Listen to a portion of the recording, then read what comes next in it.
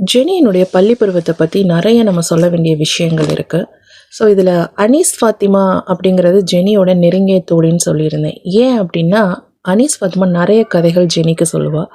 ரெண்டாவது விஷயம் என்ன கேட்டிங்க அப்படின்னா, அனீஸ் ஃபாத்திமா கொண்டு வரக்கூடிய டிஃபன் லஞ்ச் பார்த்திங்க அப்படின்னா அவங்க அப்பா சுட சுட எப்போதுமே மதியானம் கொண்டு வந்து கொடுப்பாரு. அந்த சாப்பாடு என்ன அப்படின்னு கேட்டிங்க அப்படின்னா முட்டை ரைஸ். ஸோ முட்டையை ஃப்ரை பண்ணி ரைஸோடு மிக்ஸ் பண்ணி கொண்டு வர அந்த சுட சுட சுவையான அந்த முஸ்லீம் பீப்புளுக்கே உரித்தான அந்த ஃப்ரைட் ரைஸு ஜெனிக்கு ரொம்ப பிடிக்கும். ஸோ வகுப்பில் அனீஸ் ஃபாத்திமாவும் ஜெனியும் எப்போதும் ஷேர் பண்ணி தான் சாப்பிடுவாங்க.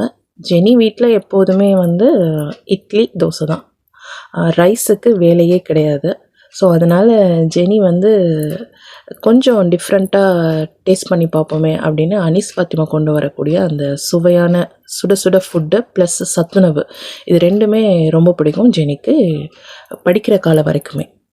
ஜெனியோட லைஃப் வந்து சவால்கள் நிறைந்தது அப்படின்னு நான் சொன்னேன். அதே மாதிரி சவால்கள் பள்ளியில் இருக்கும்போதும் சரி வந்தது. So interval time, lunch time அப்படிங்கும்போது ஸ்டூடெண்ட்ஸ் எல்லாருமே நம்ம கிரவுண்டில் போய் விளையாடுவோம்.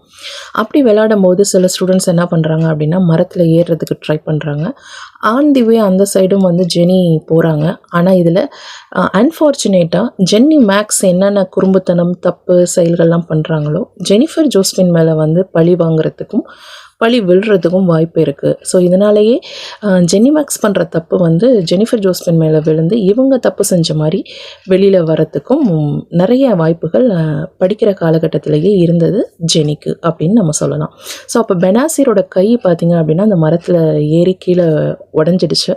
ஸோ அப்போயே அவங்க ஸ்கூலில் கூப்பிட்டு ஃபஸ்ட் எய்ட் பண்ணாலும் ஆனால் இந்த பழி யாருக்கு வந்தது அப்படின்னு கேட்டிங்க அப்படின்னா நம்ம ஜெனிஃபர் ஜோஸ்பினுக்கு வந்துடுச்சு. இதில் அடுத்த சவால் என்ன நம்ம ஜெனிக்கு அப்படின்னு கேட்டிங்க அப்படின்னா சீண்டல்கள் கேள்விப்பட்டிருப்போம். ஸோ சீண்டல்கள் அப்படிங்கிறது நிறைய விதமான சீண்டல்கள் இருக்குது. பள்ளி பருவத்தில் ஜெனிக்கு வந்தக்கூடிய சீண்டல்கள் என்ன அப்படின்னா பாலியல் சீண்டல்கள், அதாவது good touch bad touch. So அந்த மாதிரி 2 மாணவிகள் என்ன பண்ணுறாங்க, ஜெனியை டைவர்ட் பண்ணுறதுக்கு, அதாவது படிப்பிலேருந்து டைவர்ட் பண்ணுறதுக்காக பேட் டச் பண்ணுறதுக்கு ட்ரை பண்ணுறாங்க. ஏன்னா நம்ம ஜெனி வந்து கொஞ்சம் ஒயிட்டாக ரொம்ப அழகாகவே இருப்பாங்க 5th ஸ்டாண்டர்டில் படிக்கிற காலத்தில். ஆனால் நம்மளுடைய ஜெனி என்ன பண்ணுவாங்க அப்படின்னா இந்த செயல்பாடுகள் அவங்களுக்கு பிடிக்காது. டைரெக்டாகவே அவங்கள வார்ன் பண்ணுறாங்க.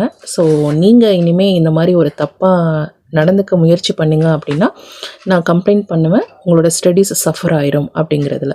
ஸோ அதனாலே அந்த 2 மாணவிகளுமே வந்து ஜெனியை அந்த 5ஆம் வகுப்புலேருந்தே கொஞ்சம் கருவம் அப்படின்னு சொல்லுவாங்க இல்லையா, ஸோ அந்த மாதிரி ஒரு பொறாமை எண்ணத்தோடையே நோக்கிக்கிட்டு இருக்காங்க 10ஆம் வகுப்பு வரைக்குமே அப்படின்னு சொல்லலாம். அந்த 2 மாணவிகளும் ஜெனி மேலே பழியை போட்டு ஜெனியை வந்து கிளாஸ் டீச்சர்கிட்ட அடி வாங்க வச்சுட்டாங்க. அப்போ கிளாஸ் டீச்சர் 5th ஸ்டாண்டர்டுக்கு யார் அப்படின்னு பார்த்தீங்க அப்படின்னா நளினி அப்படிங்கிறவங்க. அவங்களுக்கு அசிஸ்டண்ட்டாக யார் இருந்தாங்க அப்படின்னு பார்த்தீங்க ரோஸ் அப்படின்னு. ஸோ இந்த 2 டீச்சரும் என்ன பண்ணிட்டாங்க அப்படின்னா ஜெனியை பரம்பு குச்சி வச்சு நல்லா அடி அடின்னு வெளுத்து எடுத்துட்டாங்க. ஏன் அப்படின்னா ஜெனி கொஞ்சம் பார்க்க அழகாக வகுப்பில் இருந்ததுனால இந்த தப்பு கண்டிப்பாக அவங்க தான் பண்ணியிருப்பாங்க அப்படிங்கிற தவறான கண்ணோட்டம் அந்த ஆசிரியருக்கு இருந்ததுனால ஜெனி அடி வாங்கக்கூடிய சூழ்நிலை ஏற்பட்டது.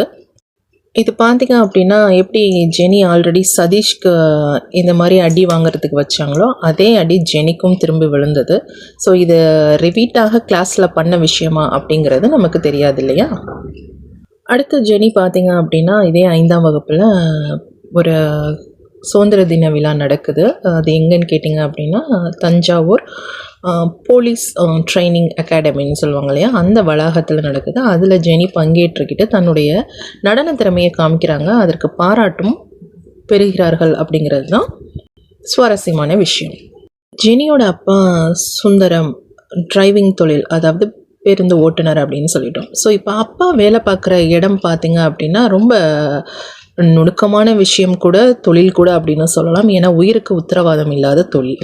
ஸோ இந்த தொழிலில் பார்த்திங்க அப்படின்னா அவங்க சந்திக்கக்கூடிய சூழ்நிலைகள் அதீதம், அதில் சந்திக்கக்கூடிய மனிதர்கள், அவர்கள் பேசக்கூடிய விதங்கள் அப்படிங்கிறது ரொம்ப அதீதமாக இருக்கும். அதுவும் சொல்லப்போனால் கஷ்டங்களுக்கு மேலே கஷ்டங்கள் தான் இந்த டிரைவர் தொழிலில் இருக்குது அப்படிங்கிறது உண்மையான விஷயம். ஸோ இப்போ அப்படியே பாருங்கள், ஒரு ரவுடி வந்து ஜெனியோட வீட்டில் வந்து மிரட்டுறாரு. ஜெனி அப்போ எந்த ஸ்டாண்டர்ட் படிக்கிறாங்க கேட்டிங்க அப்படின்னா 9th ஸ்டாண்டர்ட். ஸோ எதுக்காக அந்த ரவுடி அப்போ மிரட்டுறாரு அப்படிங்கிற கதையை அப்படியே பின்னோக்கி போகும்.